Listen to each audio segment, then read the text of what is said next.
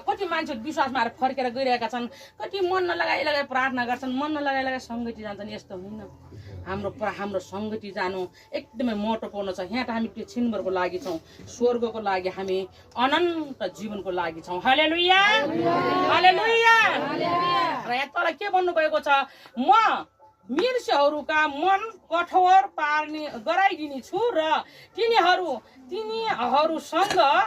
पछि पछि लाग्ने छन् अनि फारू र त्यसका सारा सैना त्यसका रथहरू र त्यसका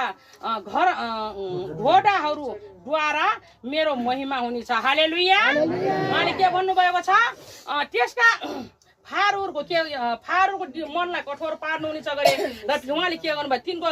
पछि पछि उहाँ के गर्नुहुनेछ परमप्रभु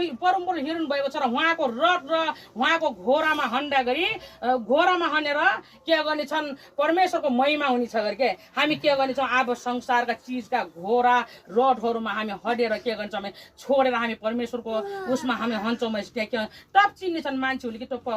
परमप्रभु परमेश्वर नै हुनुहुनेछ भनेर हालेलुया किनकि मिर्सीहरूको रथ र घोडामा को हन्नु भयो त्यहाँबाट कसको महिमा भयो परमेश्वरको महिमा भयो हालेलुया साँच्चै त्यो महिमामा हामीलाई अगाडि बढ्नेको आवश्यकता छ हालेलुया हैन र त्यो रथ र घोडाबाट हामीलाई परमेश्वरको महिमा हुनेको आवश्यकता छ हालेलुया र म परमेश्वरलाई एकदमै धन्यवाद दिन्छु हैन परमेश्वरको आशीष र अनुग्रह एकदमै परमेश्वरले हामीलाई दिनु भएको छ हामी त्यसबाट हामीलाई पार हुनेको आवश्यकता छैन